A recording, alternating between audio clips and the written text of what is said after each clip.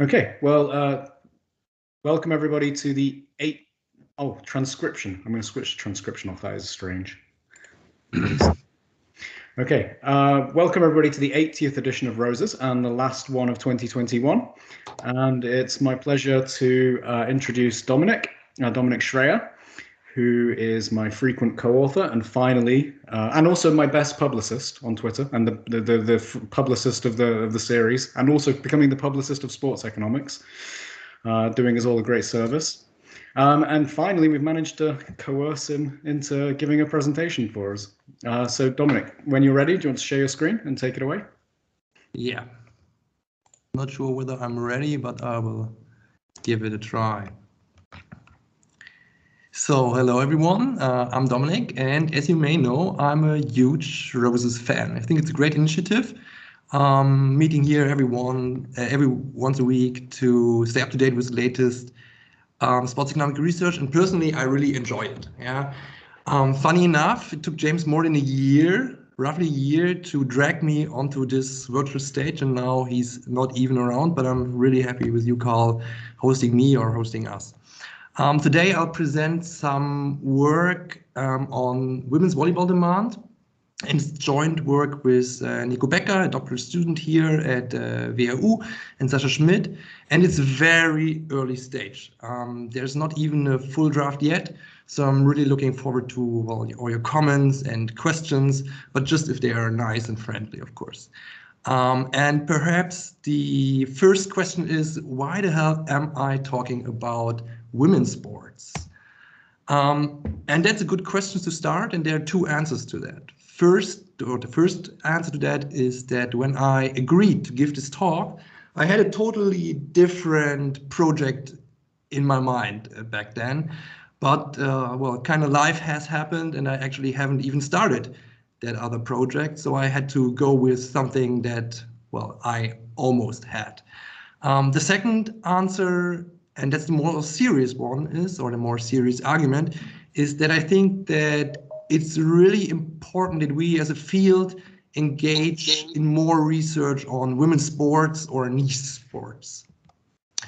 So let's get started, I would say. As you may know or not know, there's already a huge body of literature on determinants of stadium attendance demand, and significantly less, though, on TV audiences.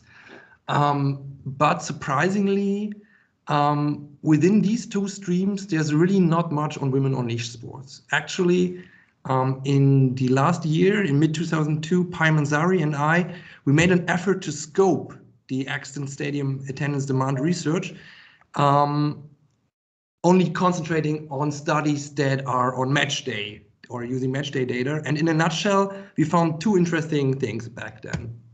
So the first finding from our scoping review was that interest in the topic in modeling stadium attendances has gradually increased over the last years, and it actually peaked in the last year. What you can see here is, this is from the scoping review article, is the number of manuscripts on stadium attendance demand research per year, and we ended generating our data in August 2020. And even after this cutoff date, plenty of research was published. So, for example, the paper from Carl and James in ESNQ. And for this year, I've already noted around 20 papers just on stadium attendance demand. So you could say that stadium attendance demand research perhaps never was more popular than currently. And this might have to do, of course, with an increase in the publicly available data all over the internet. But at the same time, when you're looking on the sports and the markets that are under investigation in those studies, we seem to have some clear favorites here. So while there's plenty of research on football or soccer and a bit on baseball, there's almost nothing on niche sports such as tennis, curling, or volleyball, for to say. Also, just for example, taking the substream of soccer, almost all the research is on the first tier leagues. So, for example, on the Premier League, the Major League Soccer, German Bundesliga to some degree. But almost nothing on emerging markets, and what's important for our paper here, almost nothing on women's sports. And interestingly, if you think about it, there's a new paper from Gomez Gonzalez and his co-authors in the Journal of Sports Economics on the first 20 years of the journal. And there's a very similar tendency. So it's not a problem in this substream of modeling stadium attendances or TV audiences to a lesser degree, but in sports economics as a field. So just 7% of all the articles in the Journal of Sports Economics are on women's sports. Hopefully, this will get better in the future. And here in the Roses sessions, there's not much on women's sports, but a bit on niche sports. I remember sessions on horse riding, and yeah, Alex is always keen on ski jumping, for example. Basketball could be considered a niche sport in some parts of the area. So this might get better in the future. And this paper is our little neat contribution to this development. So I think it's very important that we move our analysis towards different sporting environments, because there's some first evidence that the results that we have on men's sports or the men's product, that they are not like one-to-one transferable to women's sports. So just taking the results from men's sports might be, and like apply them to women's sport might be a problem. And if we want to nurture the slowly growing fan interest into women's sports, then we need, of course, a better understanding on what drives demand there. So this might be helpful for executives also. So why volleyball? Obviously, apparently there's no such study yet out there. There's actually, I think, there was a presentation on from Markus Kurscheid a few years ago on, I think it was on women's volleyball too, but it was just attendances and it's not yet published, or there's also no working paper somewhere. And what's interesting is that in Germany, women's volleyball is quite popular. It's still a niche sport, but it's a very popular niche sport. And it's one of the few sports that is even more popular than the men's equivalent. And what's also interesting is that since mid-2018, all German women's volleyball Bundesliga matches, well, that's an outstring, were distributed either through linear TV or over the top, which allows us to compare the robustness of some determinants of women's sports, women niche sports, across 3 different, partly little investigated distribution channels. So first, linear TV programs, then online streaming. I think there's almost no research on online streaming. And third, the stadium experience, so stadium attendances, modeling stadium attendances. So what we hope to achieve with this paper, when it's written, is to help better understand the determinants of women niche sports, to add to our understanding of the robustness of such determinants across different distribution channels, including online streaming, which is not much explored, and also to add to the emerging discussion on how and where niche sports should market their products. So is it a good idea to went online? Is it a good idea to go behind a paywall to earn some media income? There are plenty of discussions on this strategic decisions, so to say. So let's have a look at the literature that we are that is a starting point for our endeavor here. To get this right out of the way, of course, as I've said earlier, there's plenty of research modeling stadium attendances and TV demand, but I think there are just 5 studies on women's sports and 4 of them are on football.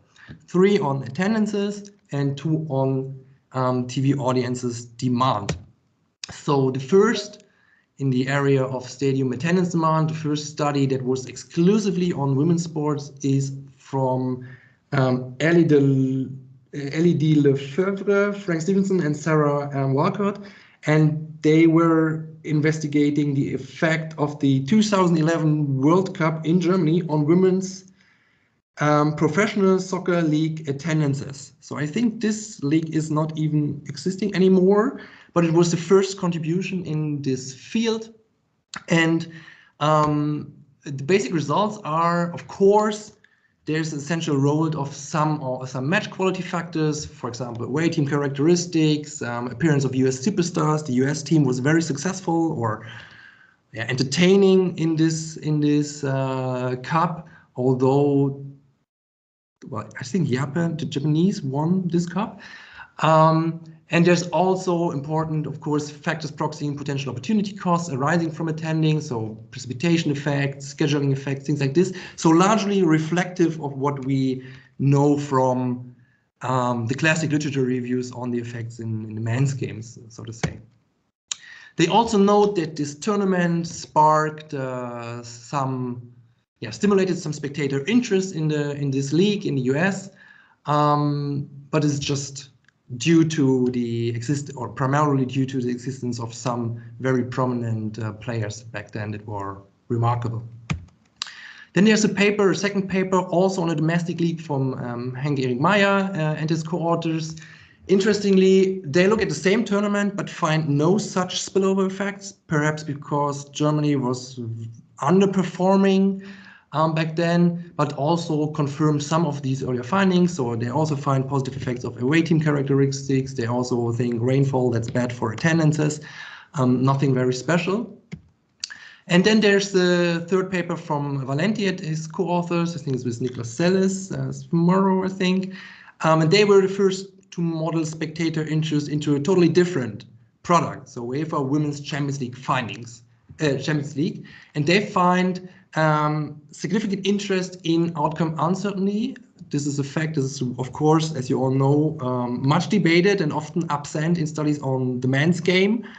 And their results also point towards some potential differences between factors that shape the demand for a domestic game and like those international games. For example, they don't find an effect of rainfall, which is very strong in the domestic scenario. With regard to TV audiences, there are just two studies. The first is from Meyer and Leinwerther. It's the first study actually including women's soccer from 2012.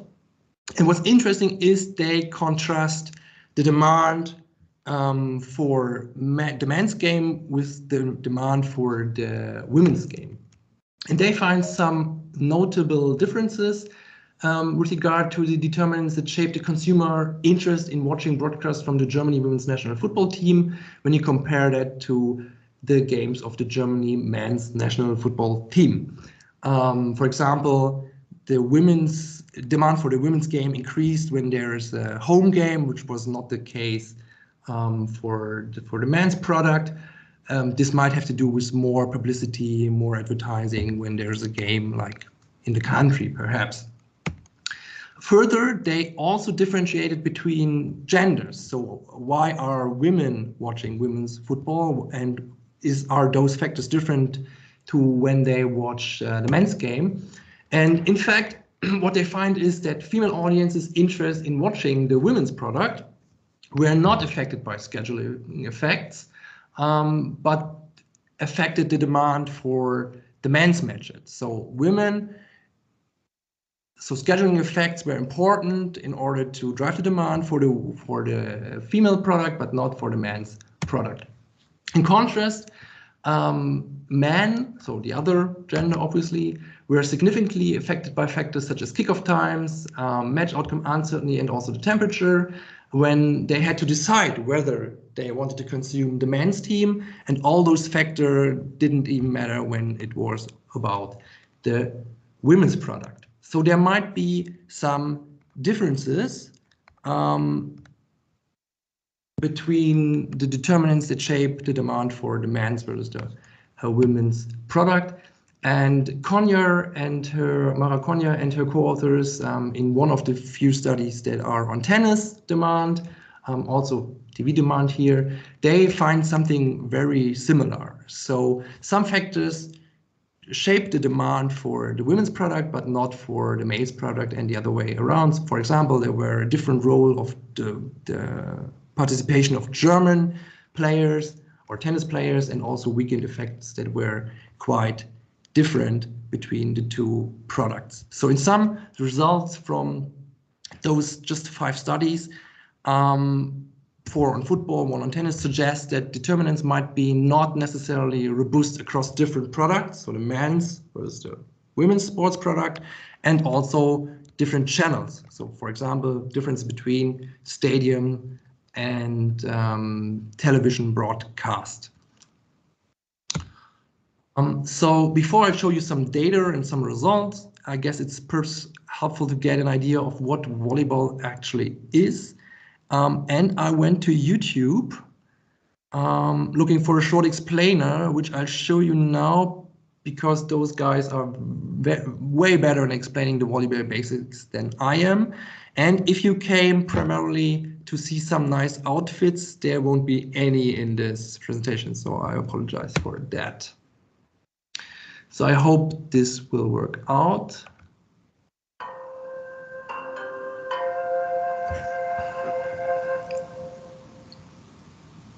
In this video, you will learn the basic volleyball. Volleyball is played on a rectangular field of 18 by 9 meters, surrounded by an unobstructed area. It is divided in 2 by a net and has a front zone of 3 meters width on each side of the net. The height of the net is 2.43 meters for men and 2.24 meters for women. 2 antennae, or rods, are attached to the net above the sidelines. The rods pass 80 centimeters vertically up from the sidelines and mark the boundaries for where the ball can be played. To play, 2 teams of 6 players rally the ball to each other over the net between the rods. The ball can touch the net during its passage. The teams play 3 sets against one another, up to 25 points. In the case of a 5th set, it is played up to 15 points. A winning team needs at least 2 clear points to win a set. A team scores a point in 2 instances: when the ball hits the ground on the opponent's side of the court, or when a team is unable to return the ball or commits a foul. To learn more, watch our video on the basic fouls. Each game begins with a serve hit with the hand. The team which receives the ball is entitled to 3 touches with the ball before sending it back. All parts of the body can be used. A single player does not have the right to touch the ball twice in a row. If the team which served wins the point, they keep the same server. If the receiving team wins the point, it wins the serve, and its players rotate clockwise. To learn more, watch our video titled Knowing the Zones, Positions and Roles of Players. You're now familiar with the basic rules of volleyball. So I think that's good enough.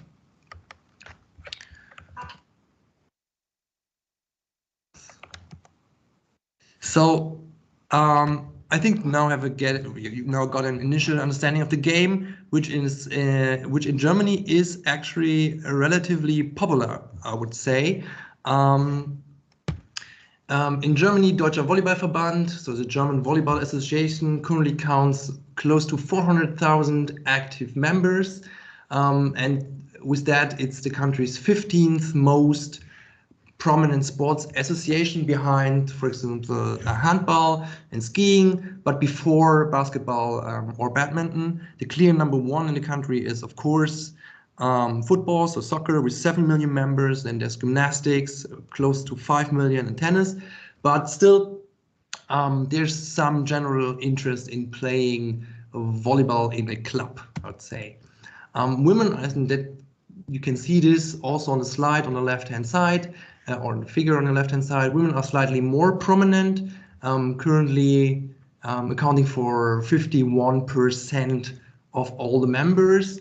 And however, despite this initial popularity, the membership numbers have been in decline in the last, I would say, 20 years. So they might want to find ways to grow this in the future.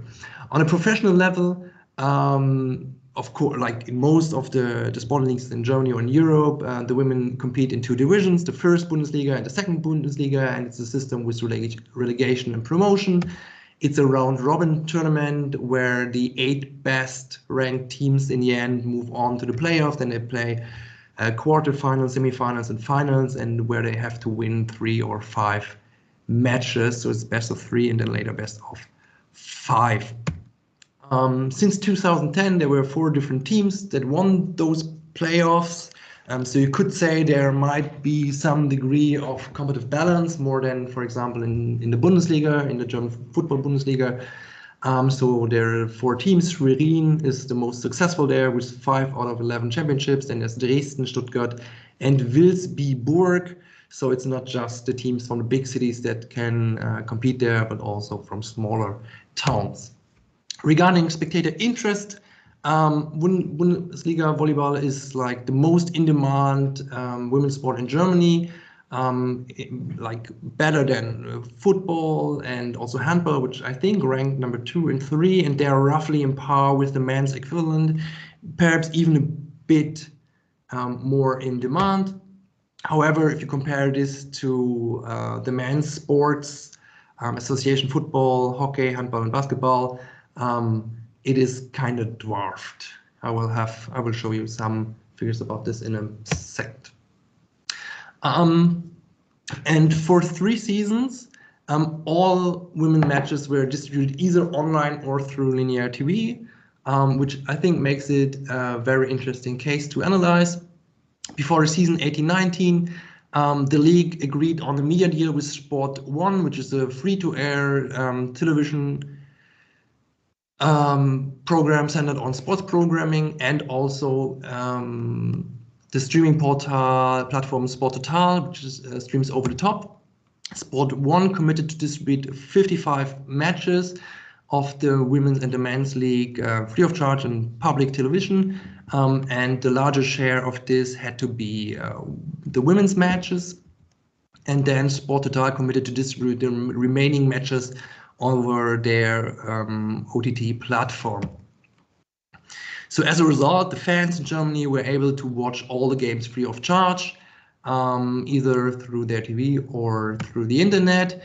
And yeah, although there's not much more and not much known on the licensing fee, the clubs were primarily thinking that, well, if we have all our matches distributed online, then this hopefully grants us greater visibility for the teams and the sport, and this might be good to generate additional sponsoring revenues. Also, that was also part of the deal. Also, the teams, the league, profited from no longer having to cover the production costs, which was a good thing back then. These plans, these hopes, yeah, I don't want to spoil much of the results here, but actually it wasn't that successful, because so they changed this agreement before like this season. The agreement has changed, and the league now has decided to mainly move behind a paywall starting from this season. I think there's still 28 matches per season that are live on Sport 1, free to air and free of charge, but the rest of the matches is behind a paywall for the over-the-top platform from Sport 1. It's called Sport 1 Extra, yeah, Sport 1 Extra, and there you have to pay for like almost €5 per game, and then there are also a club and league passes. So if you want to see like all the games, I think you have to pay €80 a year. So we took the data, well, due to COVID, primarily there are some restriction on the attendance data, and because of that, we just took the data from the year 2019. In the year 2019, there were a total of 154 matches. However, we had to exclude 13 of them because those matches featured the VCO Berlin, which is basically a youth team, and they are participating out of competition. This is thought primarily to give young athletes some experience, to let them get some experience on a professional level, and they just compete every second season there. So this is something of an outlier. And then we had to drop 2 additional matches due to missing data so that our data set in sum contains of 139 matches, 119 regular season matches, and 20 playoff matches. We have 3 different distribution channels, which are also the source for a total of 4 dependent variables. First, of course, we capture audiences demand, either offline with the data from Sport 1, or online with data from Sport Total over the top. Then we have stadium attendance demand, which we also consider in relative terms. And these are the descriptive information on those 4 different dependent variables. So we differentiate between regular season and playoff season matches, and you can see that demand for playoff matches, perhaps not surprisingly, was a bit higher in general. And if you compare those 3 different distribution channels, then you have like strongest demand on public television, which is, I guess also not surprising, with a huge reach, with a minimum demand of 17,000 people and a maximum of close to 0.2 million. However, online streaming through this distribution channel, demand was significantly lower, with on average 2,325 people consuming a women's volleyball match, and in the stadium on average demand was around 1,500 people per match. Then we have I would say a fairly basic set of explanatory variables. So of course we add to our models an approximation for match outcome uncertainty. We go with the absolute difference in winning probability of the home and away team. We have the cumulative league ranks, which should capture match quality to some degree, somewhat similar, because there's no way to get market values like in football. We use an MVP dummy that takes the value of 1 if we have one of the top 5 players from the last season. We hope to capture a star effect with this dummy, which has been quite significant in the previous women's sports studies. Then we have the number of German players in the squads, the cumulative number of league titles won by the home and away team. We have 2 dummies on whether the recent domestic league or cup champion is featured in the fixture, a playoff match dummy, and also a variable that captures or where the idea is to capture a derby effect, which is the absolute distance between the venues of the home and away team in kilometers. However, there are no teams that are very, very close, like for example in the Ruhrpott, where Dortmund and Schalke are very close. So the minimum distance here is 70 kilometers, which is not that much. So all of those factors are thought to capture match characteristics, and then there are the potential opportunity costs arising from consumption. So we have a weekend dummy. We account for the number of parallel VBL fixtures, so volleyball league fixtures that are scheduled in parallel. We also control for potential overlaps with German Bundesliga football matches, so whether there is an overlap of at least 10 minutes. And then we have some weather data, like average sunshine on match day, precipitation in liters, and also the average temperature in Germany on match day.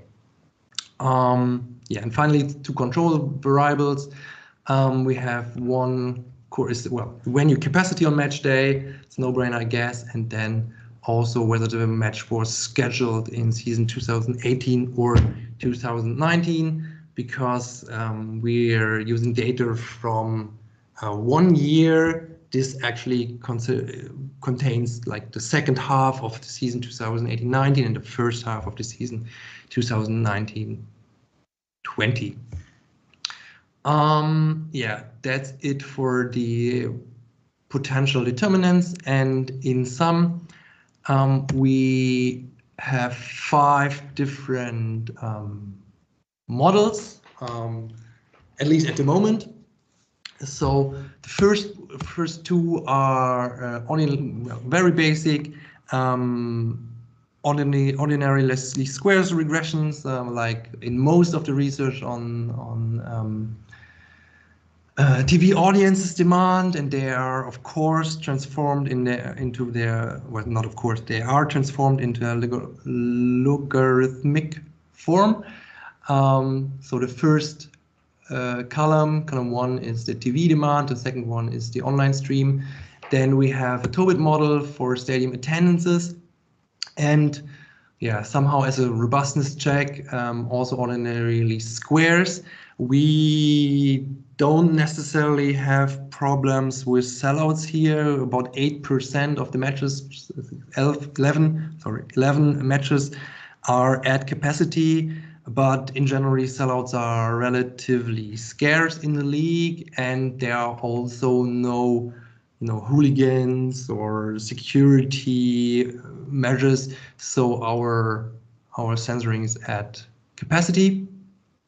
And the last one, as an additional alternative, we also have a GLM model. Yeah, on the relative occupancy of the stadium capacity, so in percentage. So these are the 5 models, and I think as I've said, we are at the beginning of analyzing this, but I think there are 2 very interesting things here to observe. The first one is that when you look at the program on the determinants in the first and the second specification, then it seems that demand hardly responds to variation in the product's quality at all, almost. So for TV audiences, there's just one factor that is significant, which is match outcome uncertainty. And for online streaming, there are 2 such factors. Playoff matches are apparently generate more interest, and then additional stars, so the MVP dummy. Those 2 factors seem to attract online audiences over the top. However, most of the other determinants are insignificant, and we think that the reason for this might be that those 2 different programs both kind of cater to 2 different core audiences. So the first one of them, like for the TV program, this is like, those are people that are interested in sport, whatever the sport is, so sport per se, and they consume it through linear TV, whatever is on there. And the second core audience, it's a significantly smaller one, unfortunately.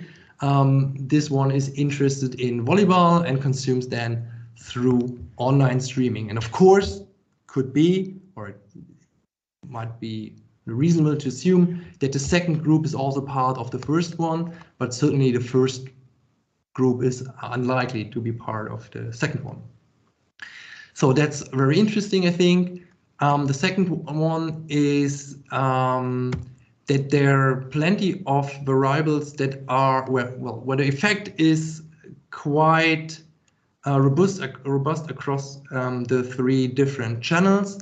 However, all of them are not significant. So the number of titles, whether the cup champion is featured in the match, whether there's the derby dummy, also the potential substitutes, so the parallel variable, and the Bundesliga dummy, as well as whether there was rain on match day. All this is insignificant, and for all of those 3, or for all of these 6 variables, they are robust across the 3 different channels.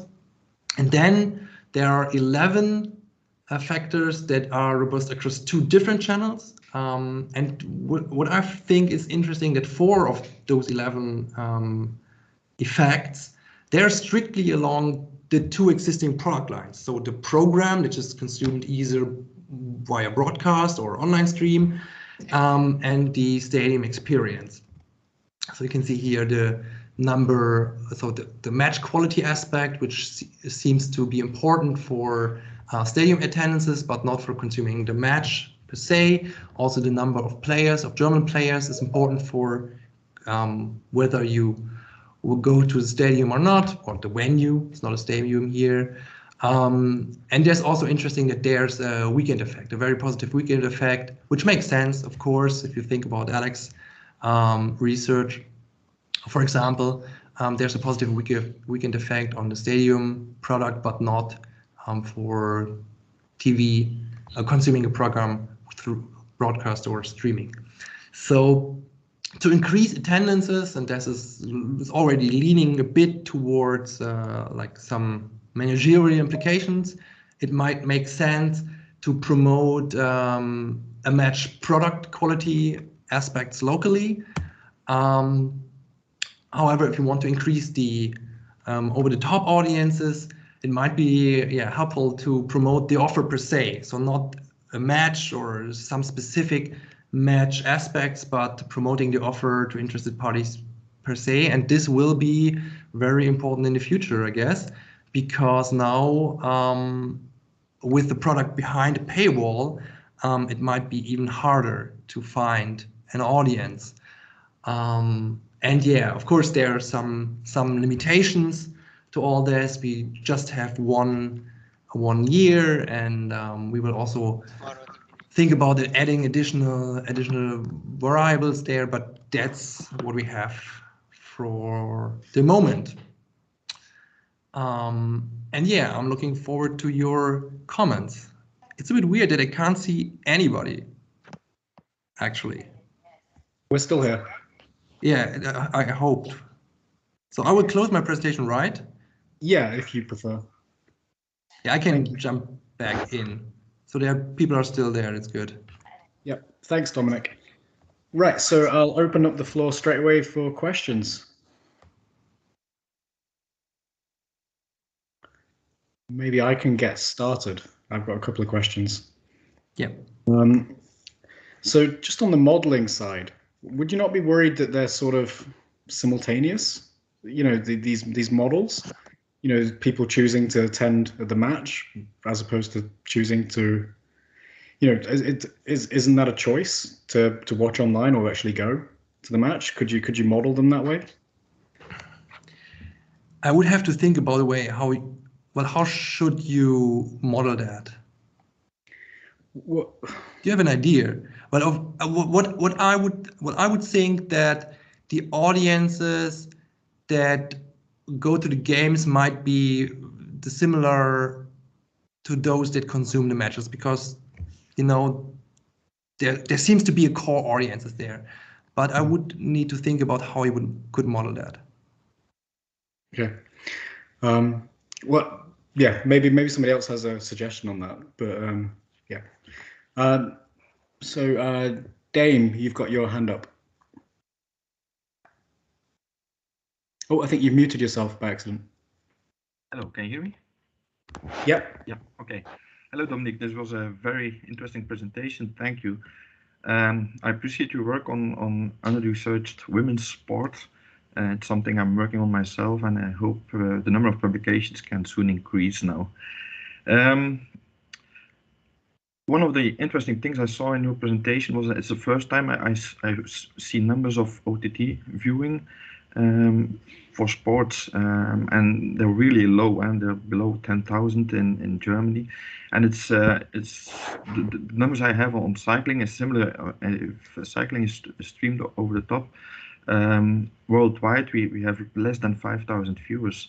So that I found interesting. And then my question would be, is it a good idea, according to you and according to the findings that you have, to hide behind a paywall?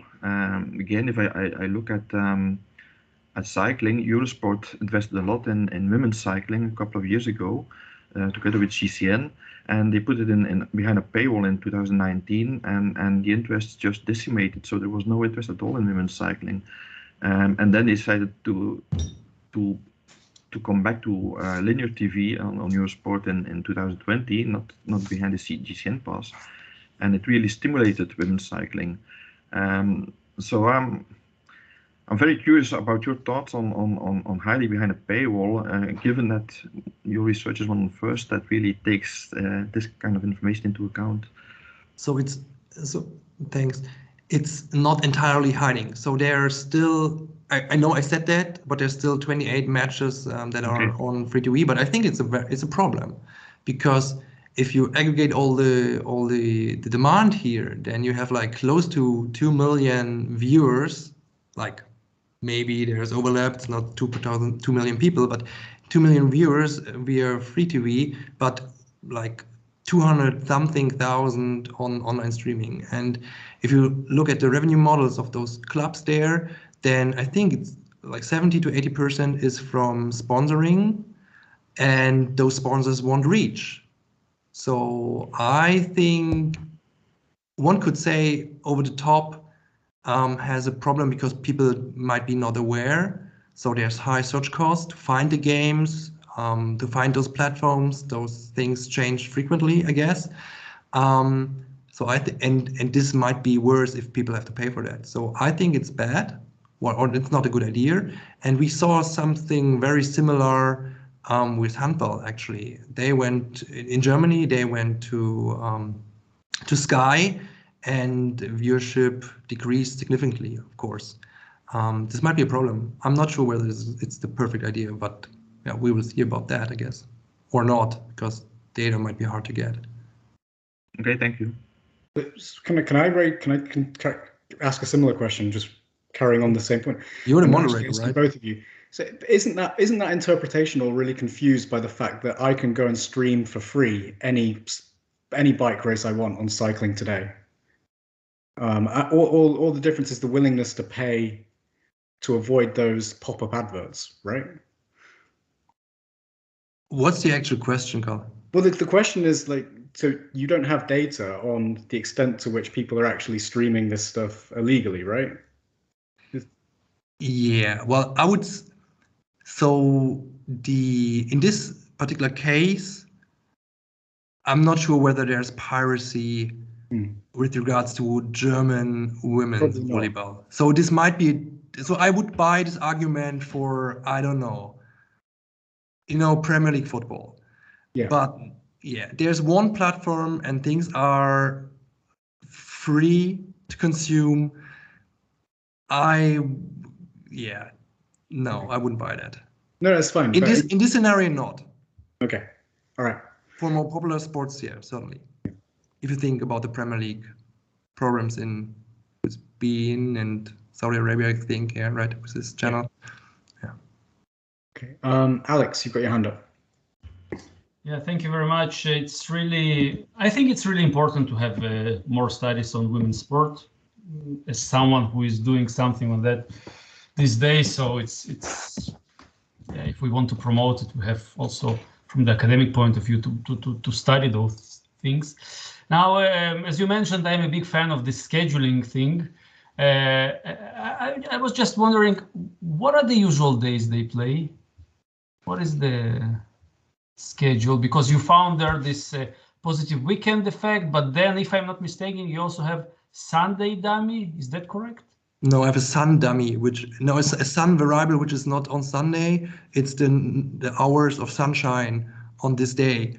So this is not a Sunday dummy. It's a sunshine dummy. But what are the usual days? I think Friday is. I would have to go back to the data, but I think at least in the new agreement, Friday is the regular playing day. So, but there's not much during the week if you're thinking about this, because I know you're interested in these midweek games.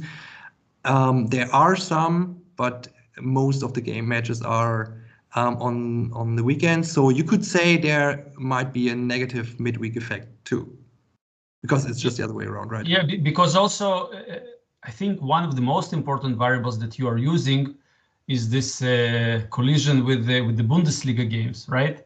And you find negative coefficient, but it's still not significant, I guess, because I don't know why. Maybe because low number of games or something, but the size is like 100 or something, right? Yeah, it's not very much. We could play around a bit with the exact overlap, for example, of the match. And with regard to what Carl used to say, with this the choice thing. So all the games are online, or some games are online and some games are on TV? Yeah, it's like this. So all the matches are, you can consume all the matches, and just a few, like 29, I think, in our data set are online, and the rest are on local TV, not local, like national TV, and the other are distributed over the top. But there's no, like, we started with modeling a broadcaster's choice because that's what you typically do, but there's no effect, and this might have to do with the fact that, if I'm right about this, that all the matches are essentially chosen at the beginning of the season. So things like where clubs are in the championship race and who's at the field or not, this shouldn't have any effect. So this doesn't affect the broadcaster's choice here. Mm-hmm. So Sport 1 can choose, but they choose at the beginning of the season. Yeah, but didn't you try to, maybe, I don't know, maybe it's a bad idea, but to control for this as a independent variable rather than as an outcome variable? Like the game is broadcast online, or the game is broadcast on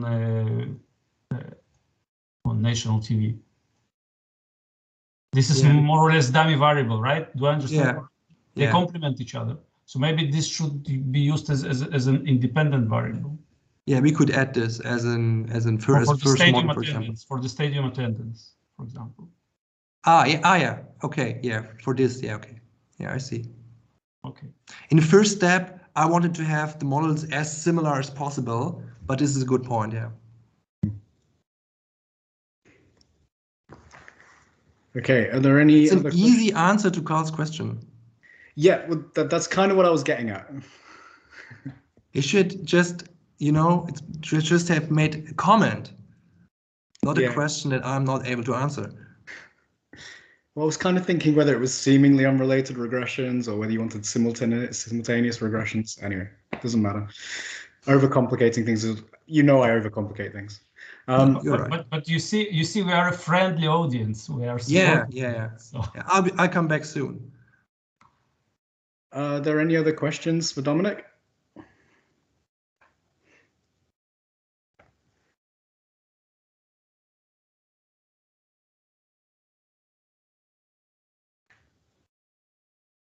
What's the customary length of pause? I don't know. Well, what does James do? 10 seconds, 15 seconds? No, I can live with that. So if there's no other questions, because I'm really curious about those things. So are there national team games or European Cups in volleyball in women? I guess there are European Cups, right? I guess so. Actually, I'm not an expert on volleyball. Right, I've never seen a match in my life, but I think it's an interesting case because you have those 3 channels. It was like I was not motivated too much by the sport per se, but I guess there are international matches. But what could boost attendance? Maybe success or lack of success in the previous European Cup game, for example. So if a team performs well and then they play at home, this might affect the willingness to attend the game, for example.